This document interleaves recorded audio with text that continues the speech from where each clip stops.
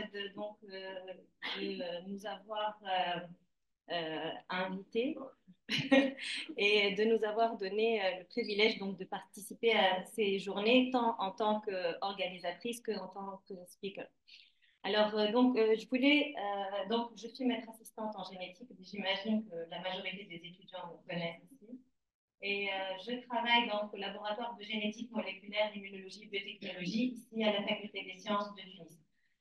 Donc, le travail que je vais présenter aujourd'hui fait partie des travaux de mon habilitation universitaire que j'ai récemment soutenue ici à la faculté. Et une partie de ces travaux d'habilitation a porté sur l'étude de l'effet de l'apricote. Est-ce que cet apricote est bénéfique pour la santé de la plante? Donc, on s'est posé cette question et on a essayé de voir comment on peut établir une relation entre l'apricote et la santé de la plante. Donc, on reste dans le cadre environnemental aujourd'hui.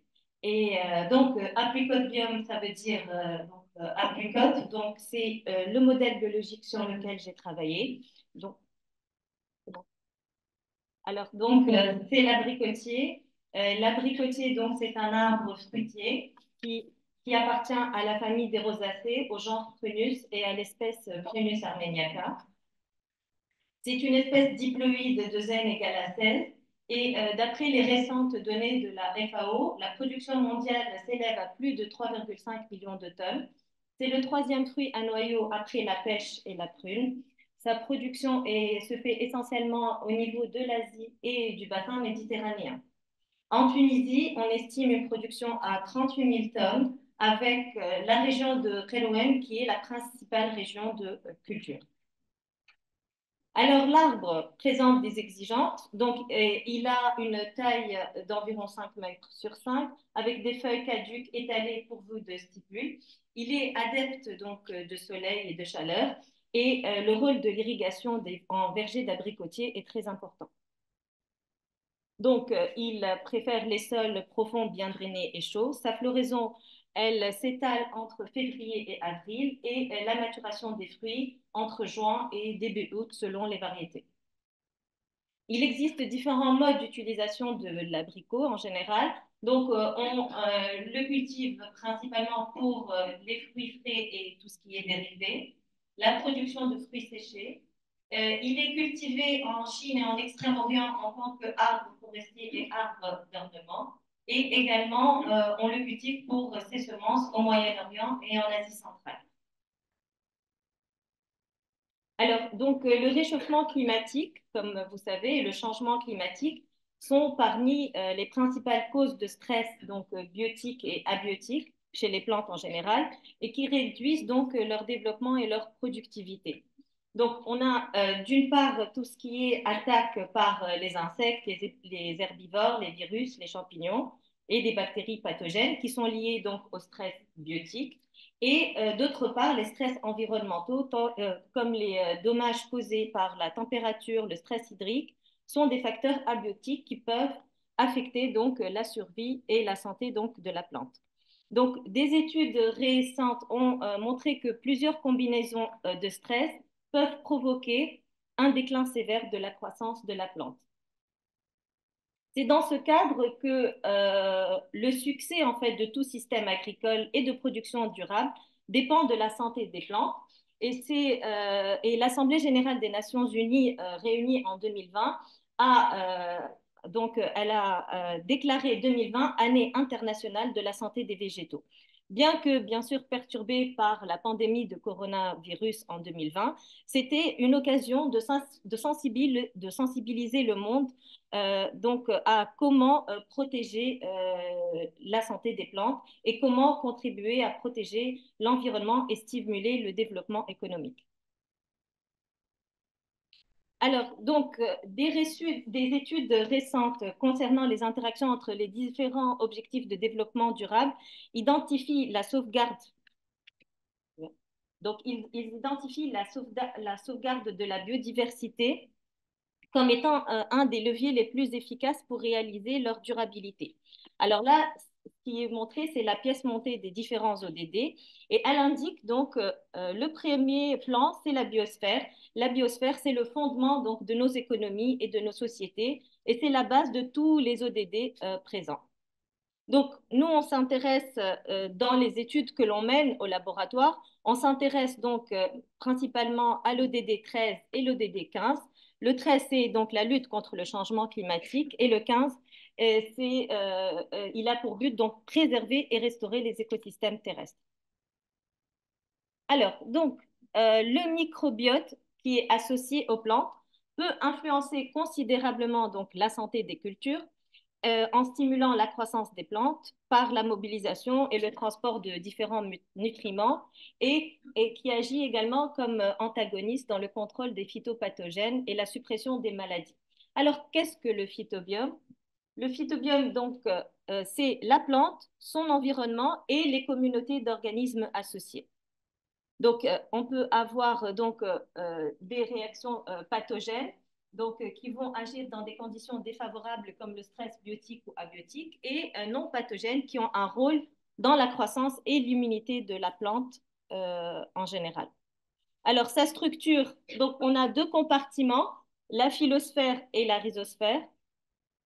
Et on étudie deux niveaux au niveau de ces deux compartiments, aussi bien les bactéries épiphytes que les bactéries endophytes. Alors, l'outil que l'on a utilisé pour étudier ce phytobiome, c'est la métagénomique. Alors, la métagénomique, c'est une analyse puissante des communautés d'organismes. Donc, elle permet d'analyser une communauté d'organismes dans sa globalité et d'étudier donc une niche écologique complexe de façon exhaustive. Donc, c'est grâce à l'évolution du séquençage haut débit et de la bioinformatique que la métagénomique, elle s'est largement développée. Alors, pourquoi le haut débit? Donc, je vous ai présenté donc, cette photo. Euh, Qu'est-ce que vous pouvez voir au niveau de cette photo à l'œil nu par rapport à la taille de l'aspect? D'accord. Donc, c'est exactement ça, en fait, le problème lorsque on étudie les bactéries. Alors, généralement, les études précédentes, elles ont montré que seul 1% des bactéries de la plupart donc, des environnements peut être cultivé. Et les approches classiques telles que clonage et séquençage qu'on a l'habitude de faire ici dans nos laboratoires, elles permettent d'étudier une diversité très limitée par rapport à tout ce qui est microbiome et micro-organismes. Donc, c'est pour ça que on s'est penché vers le séquençage à haut débit qui permet de s'affranchir donc de ce besoin de culture et de générer donc assez de séquences pour pouvoir couvrir tous les organismes en présence dans plusieurs échantillons. Alors, la métagénomique, c'est trois questions. Trois questions. Donc, la première, c'est qui? Quels sont les organismes donc, que l'on va étudier et dans quelle proportion? Parce qu'elle permet de déterminer donc, les communautés bactériennes et les abondances relatives de ces communautés. Donc, parce que la métagénomique, en fait, c'est une approche puissante qui permet de caractériser des gènes. Et donc, qui dit gènes, donc les fonctions biologiques qui existent donc, dans le milieu et qui sont portées par ces microbiomes. Donc, elle permet d'identifier de nouvelles enzymes pour des applications diverses telles que pharmaceutiques, agricoles, industrielles ou même environnementales. Alors, comment, la troisième question, comment c'est, on va essayer de comparer des échantillons et également de faire des corrélations avec des paramètres environnementaux. Alors, deux grands types de métagénomique existent. Donc, la métagénomique, elle offre de nombreux avantages. Le premier, c'est que on enlève tout ce qui est biais lié au PCR et tout ce qui est étape de culture. Donc, on a un accès aux capacités directes, aux capacités fonctionnelles d'un écosystème complet. Donc, les deux types, c'est quoi? C'est soit on fait donc une analyse d'amplicon, un séquençage d'amplicon, soit on fait le whole génome, donc le séquençage whole génome. Nous, on s'est intéressé à la métagénomique ciblée. Donc, cette métagénomique ciblée, elle permet d'identifier les espèces et leur abondance relative d'une part, et de faire des études phylogéographiques d'autre part. Alors, la métagénomique ciblée, pourquoi? Parce qu'elle permet le choix d'un marqueur de la taxonomie. C'est une région spécifique qui est séquencée et amplifiée. Il y a plusieurs analyses qui ont été publiées et donc qui travaillent dans ce domaine-là. Alors, comme a dit tout à l'heure René, avant de travailler, on doit d'abord, l'étape fondamentale de toute étude de métagénomique, c'est de définir quelle est la question biologique claire à laquelle on veut répondre. Alors ici, nous, notre question, c'était quoi? Nous avons alors, je tiens à préciser que ce travail, il a été fait en Tunisie exclusivement. Donc, on s'est intéressé à deux arbres d'abricotiers de la même variété. Donc, on a un arbre qui est sain et un arbre qui est malade, stressé, disons. Ces deux arbres se localisent au niveau de la région de Testour, à côté de l'oued de Majerda. Et on a pour ces deux arbres essayé de récolter donc plusieurs organes, à savoir les feuilles, la tige, les racines et le sol rhizosphérique qui est rattaché aux racines. Donc l'arbre malade, en fait, lorsqu'on l'a étudié, on a vu qu'il présentait plusieurs caractéristiques d'asphyxie. Et ces caractéristiques d'asphyxie démontrent qu'il y a un excès d'eau par rapport à cet arbre, donc un stress abiotique. Et donc, en fait, la question qu'on a voulu se poser, c'est quelle est la différence entre les communautés bactériennes de micro-organismes qui existent entre ces deux états phytosanitaires?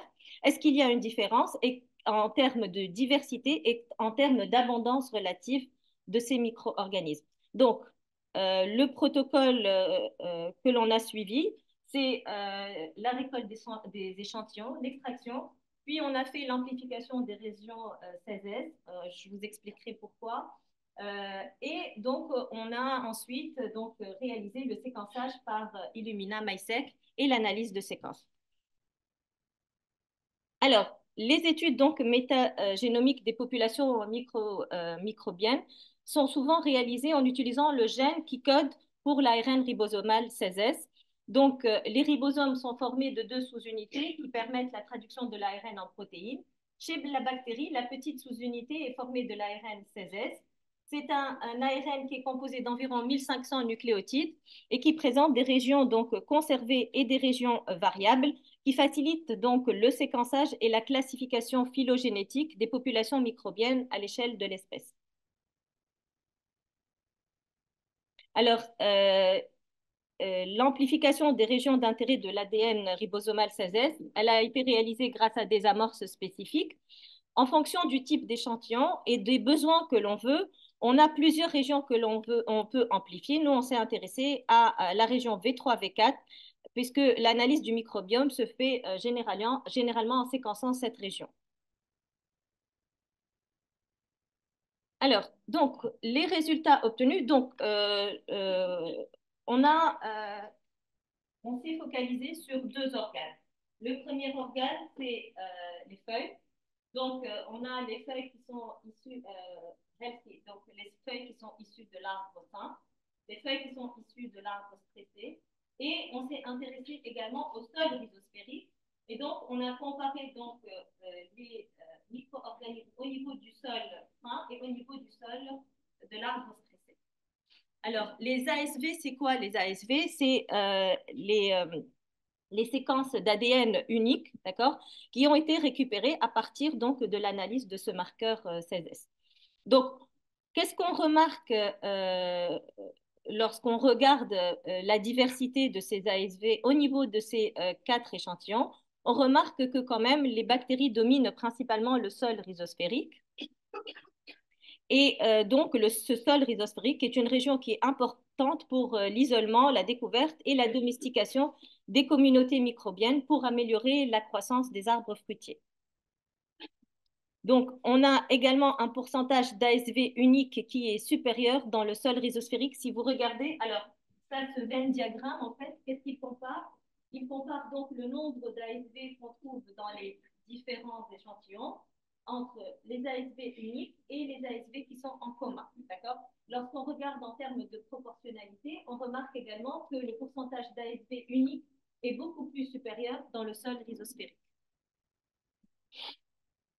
Alors, on s'est ensuite intéressé donc à étudier plus en détail ces ASV et on a regardé la composition bactérienne et l'abondance relative au niveau des phylums pour les 4 échantillons. Donc,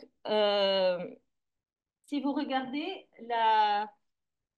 au niveau feuille, on a remarqué qu'il y avait 2 phylums qui étaient, alors un phylum qui était prépondérant, ce sont les cyanobactéries, et un autre phylum qui était également présent, c'est les protéobactères. Donc, il y a une prédominance de 2 principaux phylums au niveau des feuilles, d'accord?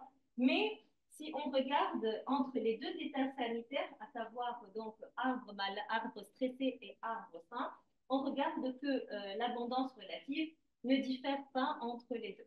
D'accord? Par contre, lorsque l'on regarde au niveau du sol rhizosphérique,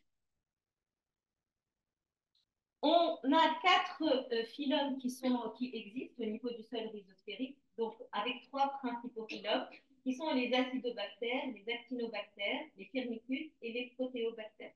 Lorsqu'on regarde leur abondance au niveau donc des 2 états sanitaires du sol rhizosphérique, on remarque bien que on a des différences d'abondance, notamment si vous regardez ici, on a au niveau du sol rhizosphérique de l'arbre qui est stressé, une augmentation donc des firmicutes et on a également une diminution des acidobactères. Alors, les actinobactères, ils restent équivalents et là, on a une augmentation des protéobactères. Donc, on remarque quand même qu'il y a une fluctuation dans l'abondance relative des différents phylums qui peuvent exister dans ces 2 états phytosanitaires. Donc, on a fait une étude à l'échelle du phylum et ensuite, on s'est focalisé un peu plus en détail en regardant quels sont les genres, en fait, qui sont prépondérants ou pas entre les 2 états phytosanitaires. Donc, on a remarqué que pour donc, le phylum donc, des firmicutes, donc dans le diagramme A, on remarque que quand même, on a une augmentation significative du genre Bacillus au niveau du sol rhizosphérique de la plante stressée et du genre également Pseudo-Arthrobacter. Donc, on peut imaginer que cette fluctuation entre les 2 états sanitaires peut être donc à l'origine donc d'une cascade de gènes et de réactions qui entraînent donc la santé ou le déclin de la plante.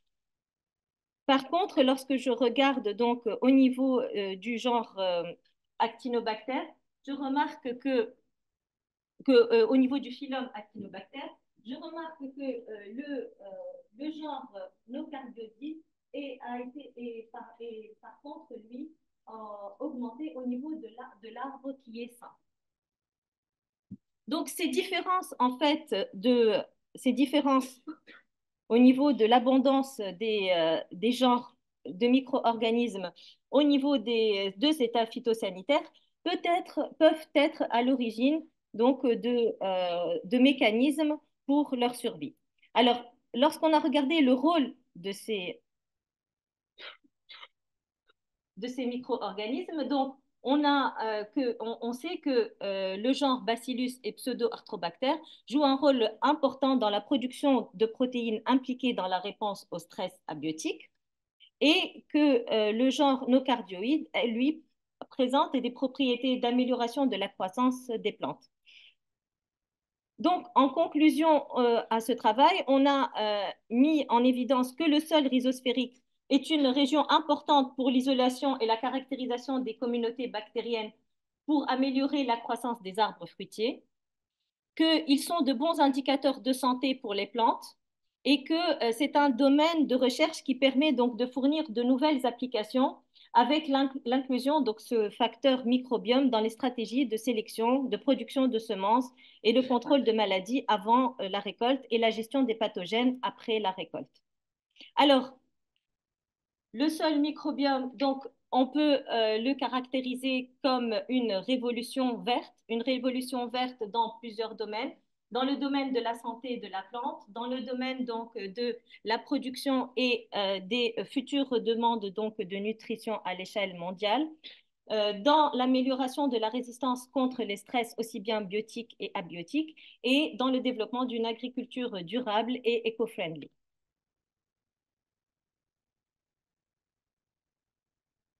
Donc, récemment, en 2023, on a également, alors, en parallèle à tout ce qui est études omiques, donc omiques, je veux dire métagénomique, transcriptomique, protéomique, on a également le développement de tout ce qui est plant microbiome engineering. Donc, c'est l'ingénierie du microbiome qui va permettre de sélectionner des communautés bactériennes via l'hôte et qui influence en fait et modifie les caractéristiques de la plante hôte. Donc, ce qui va influencer davantage le microbiome. Donc, il existe une relation entre le microbiome et son hôte. Voilà, donc ce travail, il a été réalisé avec différents partenaires. Donc, il a été réalisé en Tunisie, mais à l'aide de différents partenaires. Donc, que je souhaiterais remercier également. Et merci pour votre attention.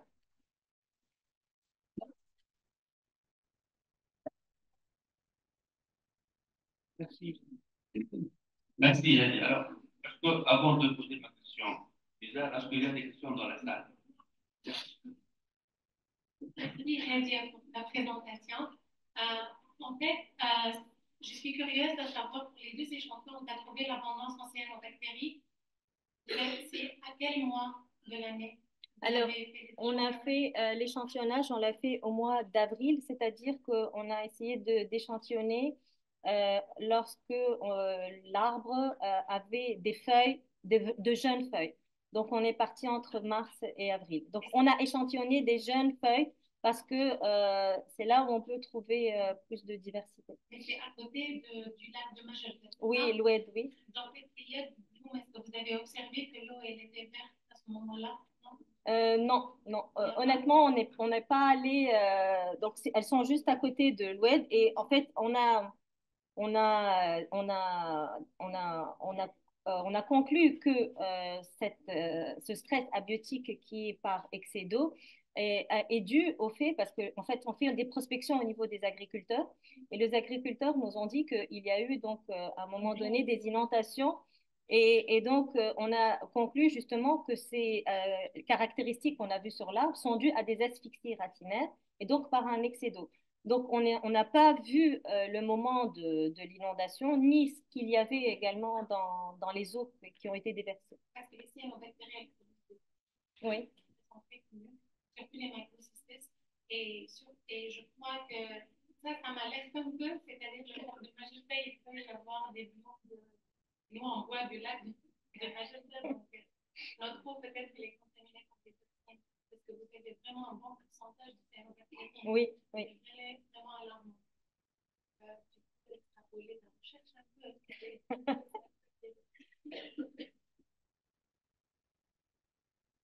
Anna, because of deformation professionnelle, is seeing bacteria in every water.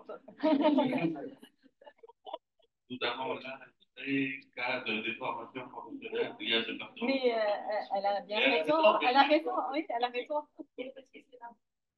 Absolument. And we see that, and we drink this water. On boit cette eau. Any other question from the audience? Elle est filtrée quand même, l'eau, elle est nettoyée, non? On la boit pas direct de. Des questions? Alors, peut-être un jeu.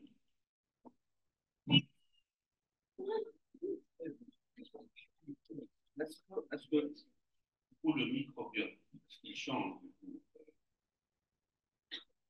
pour les mêmes arbres, nord, sud, ouest, est, eau, sans eau, etc. Est-ce qu'on retrouve le même microbiome?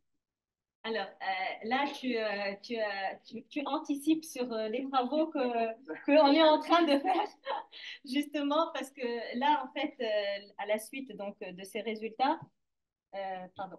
Donc, à la suite de ces résultats, puisque moi, en fait, lors de mon travail de doctorat et une partie de mon habilitation, c'était l'étude de la diversité de l'abricotier au niveau Tunisie, bassin méditerranéen et mondial.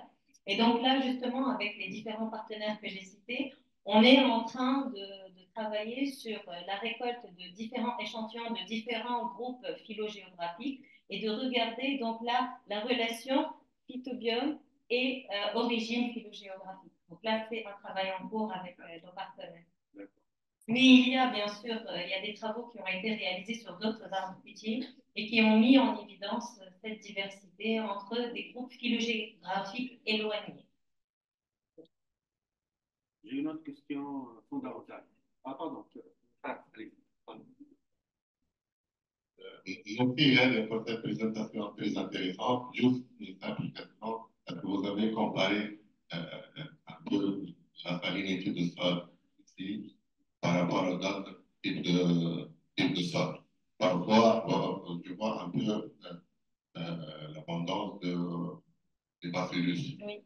Peut-être ce sont des bactéries tolérantes à la salinité. Donc, peut-être qu'il existe une relation entre les paramètres de sol et la présence des bactéries. Alors, en fait, pour cette étude, le stress, le facteur abiotique sur lequel on s'est focalisé, c'est l'excès d'eau. On n'a pas, alors on a fait la composition phytochimique des deux sols, oui, mais on n'est pas allé s'intéresser plus à l'étude de la salinité dans les deux sols là. Là, on a, parce que les caractéristiques en fait de l'arbre étaient vraiment des caractéristiques d'asphyxie. Et donc, c'est sur cette voie-là qu'on est allé.